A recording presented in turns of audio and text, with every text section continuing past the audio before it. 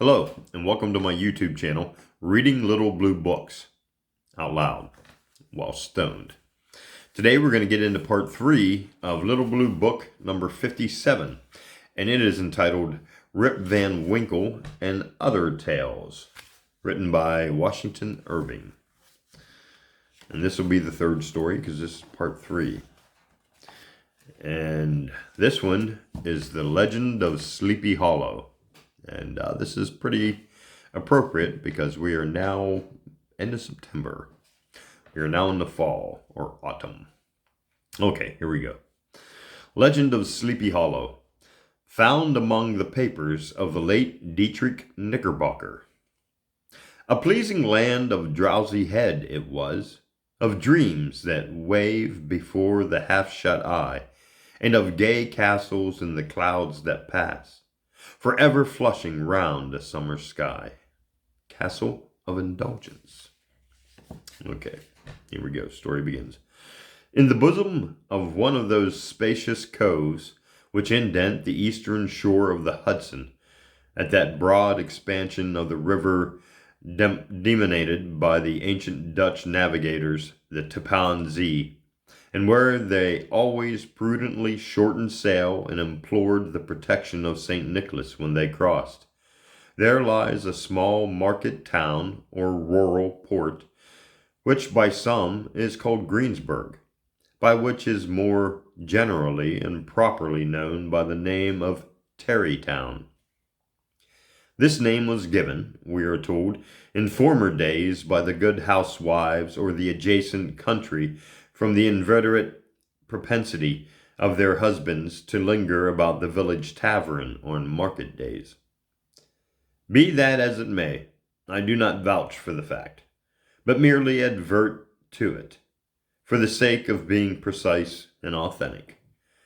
Not far from this village, perhaps about 2 miles, there is a little valley, or rather lap of land, among high hills, which is one of the quietest places in the whole world. A small brook glides through it, which just murmur enough to lull one to repose, and the occasional whistle of a quail or tapping of a woodpecker is almost the only sound that ever breaks in upon the uniform tranquility. I recollect that when a stripling, my first exploit in squirrel shooting was in a grove of tall walnut trees that shades one side of the valley. I had wandered into it at noontime, when all nature is peculiarly quiet, and was startled by the roar of my own gun as it broke the Sabbath stillness around and was prolonged and reverberated by the angry echoes. If ever I should wish for a retreat whither I might steal from the world and its distractions, and dream quietly away the remnant of a troubled life, I know of none more promising than this little valley. From the listless repose of the place and the peculiar character of its inhabitants, who are descendants of the original Dutch settlers, this sequestered glen has long been known by the name of Sleepy Hollow, and its rustic lads are called the Sleepy Hollow Boys throughout all the neighboring country. A drowsy, dreamy influence seems to hang over the land and to pervade the very atmosphere. Some say that the place was bewitched by a high German doctor during the early days of the settlement. Others, that an old Indian chief, the prophet or wizard of his tribe, held his powwows there before the country was discovered by Master Hendrik Hudson. Certain it is, the place still continues under the sway of some witching power that holds a spell over the minds of the good people, causing them to walk in a continual reverie. They are given to all kinds of marvelous beliefs, are subject to trances and visions, and frequently see strange sights and hear music and voices in the air. The whole neighborhood abounds with local tales, haunted spots, and twilight superstitions. Stars shoot and meteors glare oftener across the valley than in any other part of the country, and Nightmare, with her whole nine fooled, seems to make it the favorite scene of her gambols. The dominant spirit, however, that haunts this enchanted region, and seems to be commander-in-chief of all the powers of the air, is the apparition of a figure on horseback without a head. It is said by some to be the ghost of a Hessian trooper whose head had been carried away by a cannonball in some nameless battle during the Revolutionary War, and who is ever and anon seen by the country folk hurrying along in the gloom of night as if on the wings of the wind. His haunts are not confined to the valley, but extend at times to the adjacent roads, and especially to the vicinity of a church at no great distance. Indeed, certain of the most authentic historians of these parts, who have been careful in collecting and collating the floating facts concerning this specter, allege that the body of the trooper having been buried in the churchyard, the ghost rides forth to the scene of battle.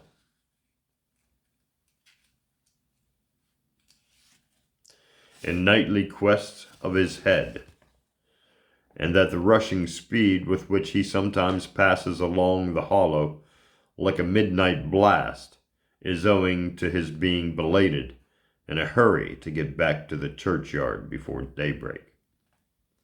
Such is the general purport of this legendary superstition, which has furnished materials for many a wild story in that region of shadows, and the specter is known at all the country firesides by the name of the Headless Horseman of Sleepy Hollow.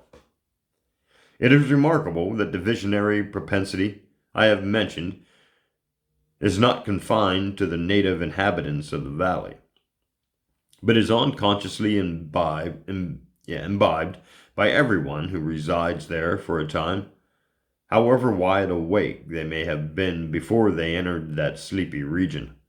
They are sure in a little time to inhale the witching influence of the air and begin to grow imaginative, to dream dreams and see apparitions. I mention this peaceful spot with all possible laud, for it is in such little retired Dutch valleys, found here and there embosomed in the great state of New York, that population, manners, and customs remain fixed, while the great torrent of migration and improvement, which is making such incessant changes in other parts of this desolate country, sweeps by them unobserved. They are like those little nooks of still water which border a rapid stream, where we may see the straw and bubble riding quietly at anchor or slowly revolving in their mimic harbor, undisturbed by the rush of the passing current. Though many years have elapsed since I trod the drowsy shades of Sleepy Hollow, yet I question whether I should not still find the same trees and the same families vegetating in its sheltered bosom. In this byplace of nature there abode in a remote period of American history, that is to say, some 30 years since, a worthy wight of the name of Ichabod Crane, who sojourned, or, as he expressed it, tarried in Sleepy Hollow, for the purpose of instructing the children of the vicinity. He was a native of Connecticut, a state which supplies the Union with pioneers for the mind as well as the forest, and sends forth yearly its legions of frontier woodmen and country schoolmasters.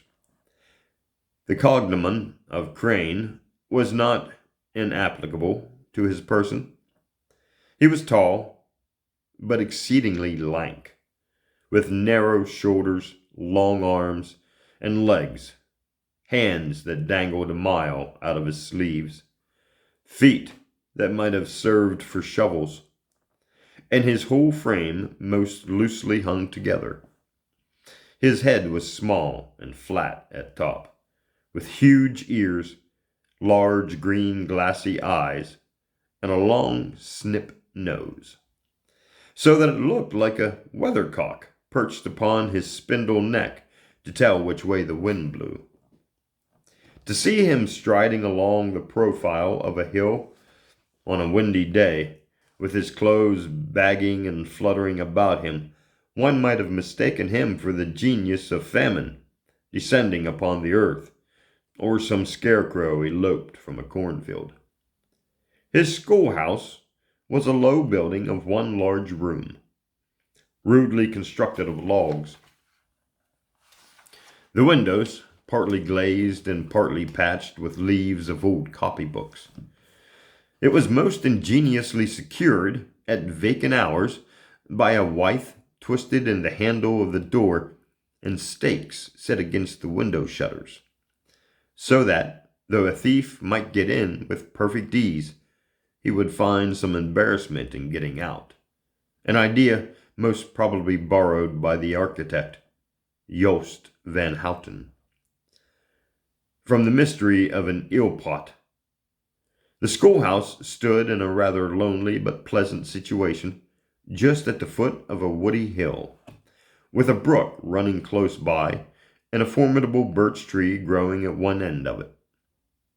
From hence the low murmur of his pupils' voices, conning over their lessons, might be heard in a drowsy summer's day, like the hum of a beehive, interrupted now and then by the authoritative voice of the master in the tone of menace, or command, or peradventure, by the appalling sound of the birch he had urged from tardy loiterer along the flowery path of knowledge. Truth to say, he was a conscientious man, and even bore in mind the golden maxim, spare the rod and spoil the child. Ichabod Crane's scholars certainly were not spoiled. I would not have it imagined, however, that he was one of those cruel potentates of the school who joy in the smart of their subjects. On the contrary, he administered justice with discrimination rather than severity, taking the burden off the backs of the weak and laying it on those of the strong. Your mere puny stripling, that winced at the least flourish of the rod, was passed by with indulgence. But the claims of justice were satisfied by inflicting a double portion on some little tough, wrong-headed, broad-skirted Dutch urchin, who sulked and swelled and grew dogged and sullen beneath the birch. All this he called doing his duty by their parents. And he never inflicted chastisement without following it by the assurance so consolatory to the smarting urchin, that he would remember it and thank him for it the longest day he had to live.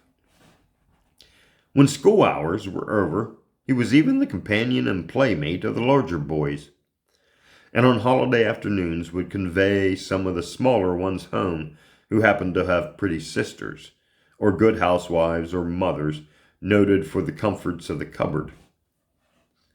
Indeed, it behooved him to keep on good terms with his pupils.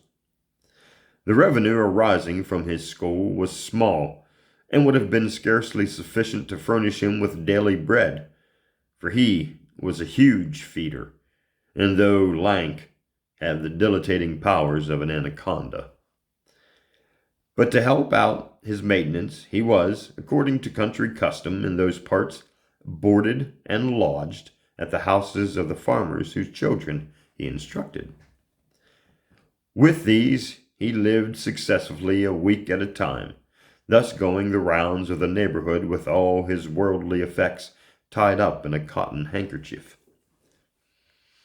That all this might not be too erroneous on the purses of his rustic patrons, who are apt to consider the cost of schooling a grievous burden, and schoolmasters as mere drones, he had various ways of rendering himself both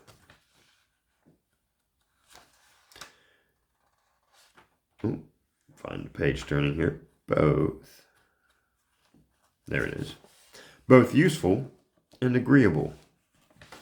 Pause there because I'm parched.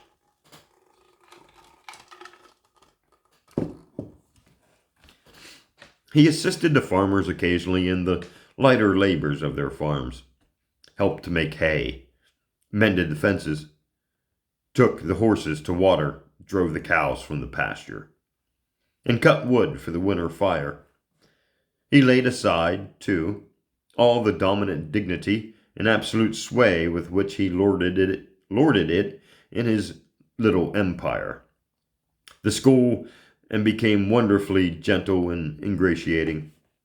He found favor in the eyes of the mothers by petting the children, particularly the youngest, and like the lion bold, which whilom so magnanimously the lamb did hold, he would sit with a child on one knee and rock a cradle with his foot for whole hours together.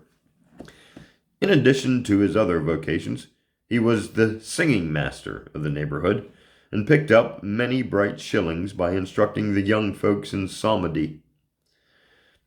It was a matter of no little vanity to him on Sundays to take his station in front of the church gallery with a band of chosen singers, where, in his own mind, he completely carried away the psalm from the parson. Certain it is, his voice resounded far above all the rest of the congregation, and there are peculiar quavers still to be heard in that church, and which may, even be heard half a mile off, quite to the opposite side of the mill pond on a still Sunday morning, which are said to be legitimately descended from the nose of Ichabod Crane. Thus, by divers little makeshifts in that ingenious way, which is commonly dominated by hook and by crook, the worthy pedagogue got on tolerably enough, and was thought by all who understood nothing of the labor of head work to have a wonderfully easy life of it. The schoolmaster is generally a man of some importance in the female circle of a rural neighborhood, being considered a kind of idle gentleman, like personage of vastly superior taste and accomplishments to the rough country swains, and indeed inferior in learning only to the parson. His appearance, therefore, is apt to occasion some little stir at the tea-table of a farmhouse, and the addition of a supernumerary dish of cakes or sweetmeats, or peradventure the parade of a silver teapot. Our man of letters, therefore, was peculiarly happy in the smiles of all the country damsels. How he would figure among them in the churchyard, between services on Sundays, gathering grapes for them from the wild vines that overrun the surrounding trees, reciting for their amusement all the epitaphs of the tombstones, or sauntering with a whole bevy of them along the banks of an adjacent mill pond, while the more bashful country bumpkins hung sheepishly back, envying his superior elegance and address. Pause.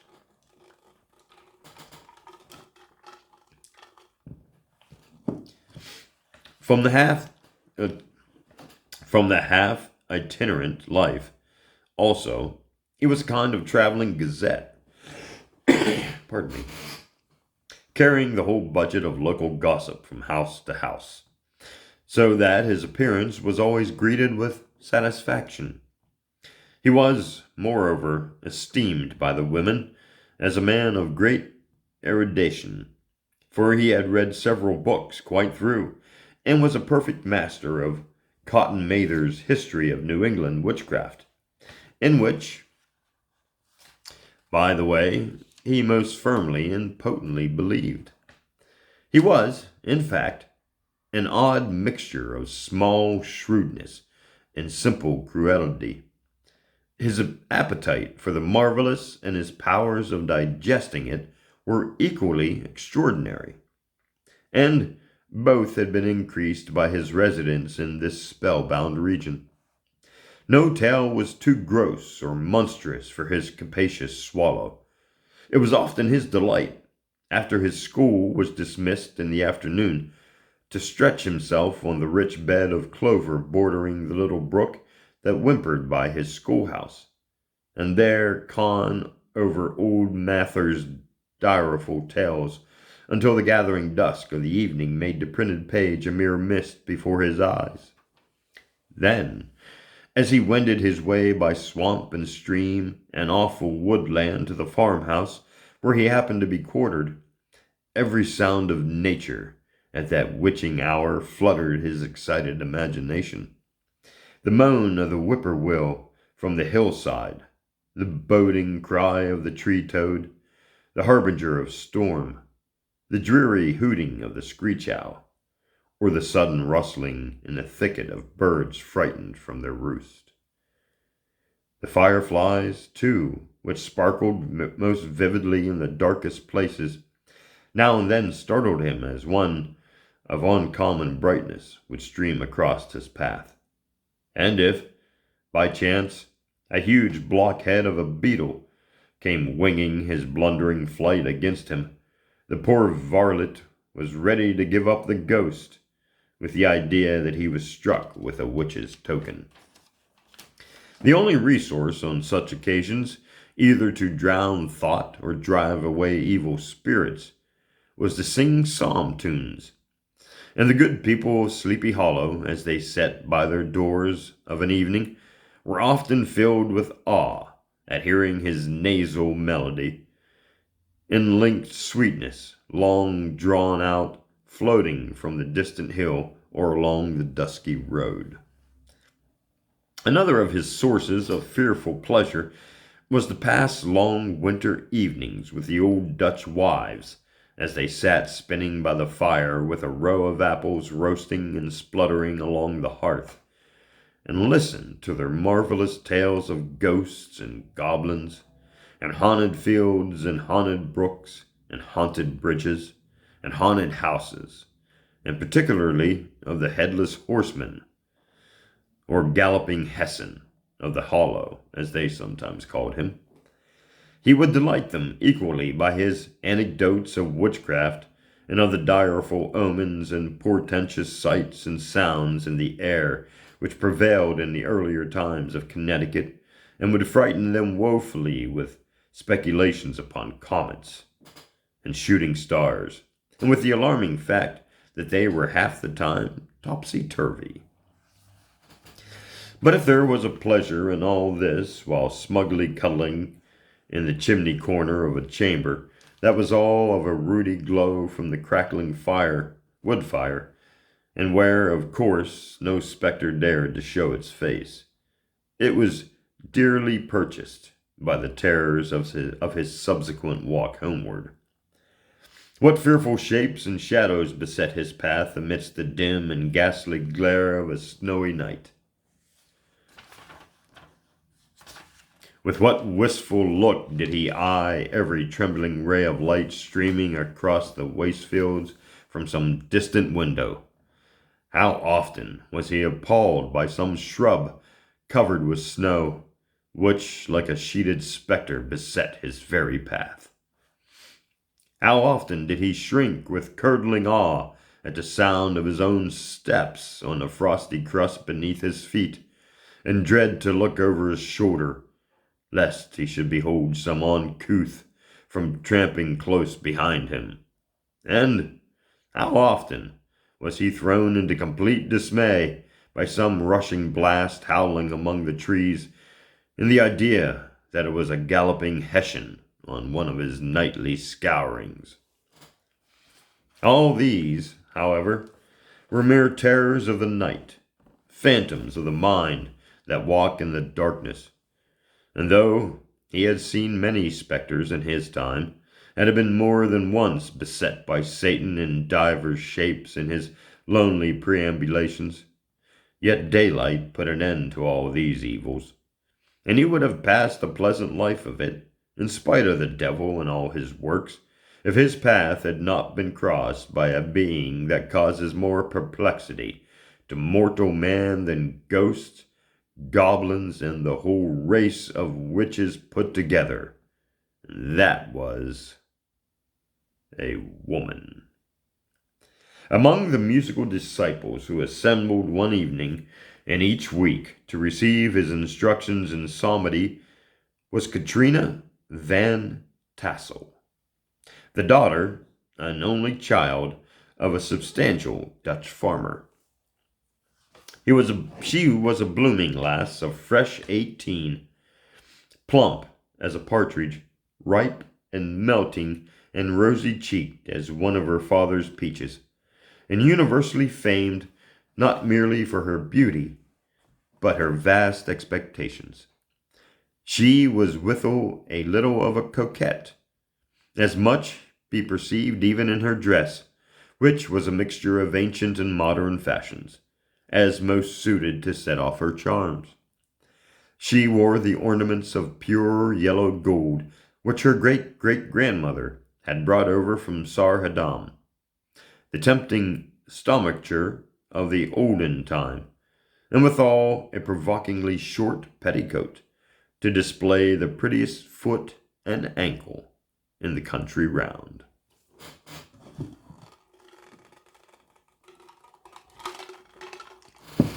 Pause for a drink. Ichabod Crane had a soft and foolish heart towards the sex, and it is not to be wondered at that so tempting a morsel soon found favor in his eyes, more especially after he had visited her in her paternal mansion. Old Baltus Van Tassel was a perfect picture of a thriving, contented, liberal-hearted farmer.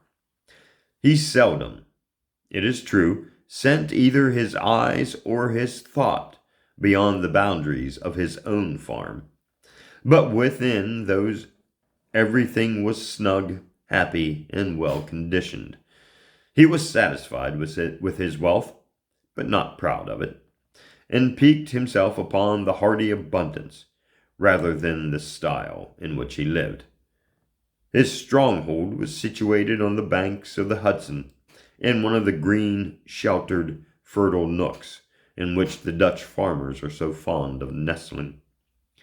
A great elm tree spread its broad branches over it, at the foot of which bubbled up a spring of the softest and sweetest water in a little well formed of a barrel, and then stole sparkling away through the grass to a neighboring brook that bubbled along among the alders and dwarf willows.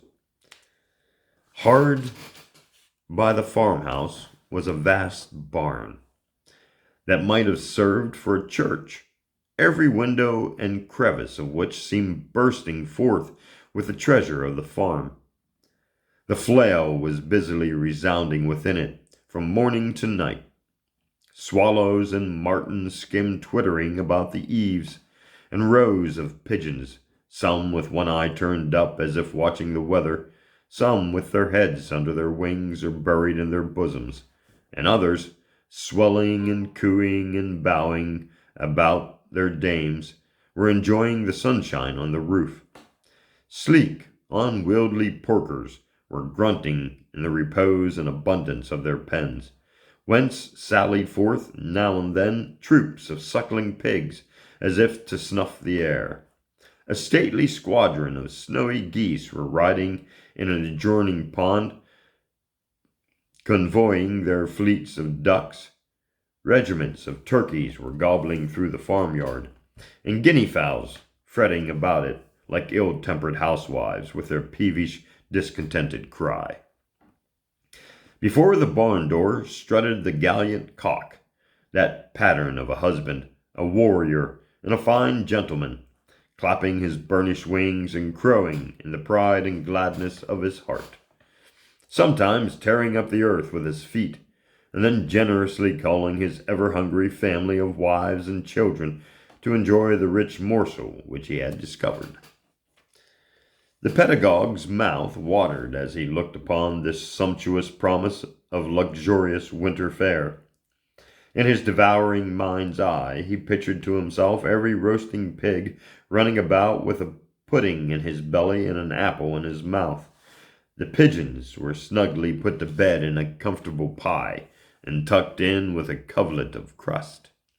The geese were swimming in their own gravy, and the ducks pairing cozily in dishes like snug married couples with a decent competency of onion sauce.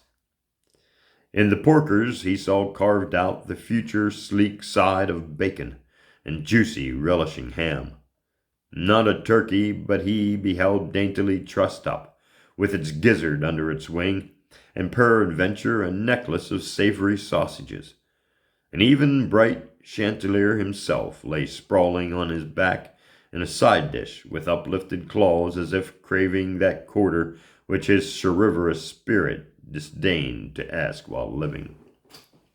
As the enraptured Ichabod fancied all this, and as he rolled his great green eyes over the fat meadowlands, the rich fields of wheat, of rye, of buckwheat, and Indian corn, and the orchards burdened with ruby fruit, which surrounded the warm tenement of Van Tassel, his heart yearned after the damsel who was to inherit these domains, and his imagination expanded with the idea how they might be readily turned into cash, in the money invested in immense tracts of wild land and shingle palaces in the wilderness. Nay, his busy fancy already realized his hopes, and presented to him the blooming Katrina, with a whole family of children mounted on the top of a wagon loaded with household trumpery, with pots and kettles dangling beneath, and he beheld himself bestriding a pacing mare with a colt at her heels, setting out for Kentucky, Tennessee, or the Lord knows where. When he entered the house, the conquest, his heart was complete. It was one of those spacious farmhouses with high-ridged but lowly sloping roofs, built in the style handed down from the first Dutch settlers, the low projecting eaves forming a piazza along the front, capable of being closed in bad weather. Under this were hung flails, harnesses, various utensils of husbandry, and nets for fishing in the neighboring river. Benches were built along the sides for summer use, and a great spinning wheel at one end and a churn at the other showed the various uses to which this important porch might be devoted. From this piazza, the wondering Ichabod entered the hall, which formed the center of the mansion and the place of usual residence. Here rose a resplendent pewter, ranged on a long dresser, dazzled his eyes. In one corner stood a huge bag of wool ready to be spun. In another, a quantity of linsey woolsey, just from the loom. Ears of Indian corn and strings of dried apples and peaches hung in gay festoons along the walls, mingled with the god of red peppers, and a door left ajar gave him a peep into the best parlor, where the claw-footed chairs and dark mahogany tables shone like mirrors, and irons, with their accompanying shovel and tongs, glistened from their covert of asparagus tops. Mock oranges and conch shells decorated the mantelpiece. Strings of various colored birds' eggs were suspended above it. A great ostrich egg was hung from the center of the room, and a corner cupboard, knowingly left open, displayed immense treasures of old silver and well-mended china. Hydration.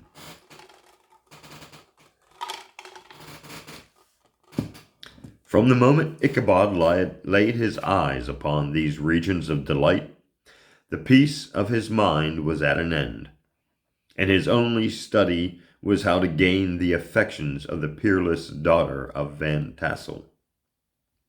In this enterprise, however, he had more real difficulties than generally fell to the lot of a knight-errant of yore, who seldom had anything but giants, enchanters, fiery dragons, and such like easily conquered adversaries to contend with, and had to make his way merrily through gate of iron and brass and walls of adamant to the castle keep, where the lady of his heart was confined, all which he achieved as easily as a man would carve his way to the center of a Christmas pie. And then the lady gave him her hand as a matter of course. Ichabod, on the contrary, had to win his way to the heart of the country coquette, beset with a labyrinth of whims and caprices, which were forever presenting new difficulties and impediments, and he had to encounter a host of fearful adversaries of real flesh and blood. The numerous rustic admirers who beset every portal of her heart, keeping a watchful and angry eye upon each other, but ready to fly out in the common cause against any new competitor.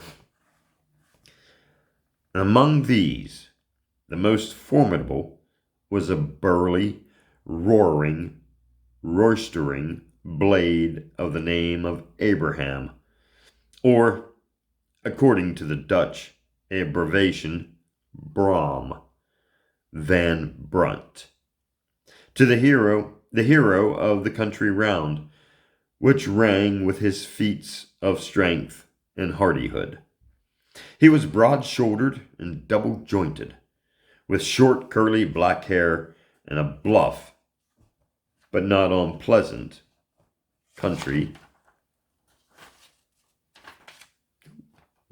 Turning the page can be difficult. And a bluff but not unpleasant countenance. And we'll stop there. And that is the end of part 4 of Little Blue Book number 57, titled Rip Van Winkle and Other Tales. And this is the legend of Sleepy Hollow. Thanks for listening, and join me in part 4.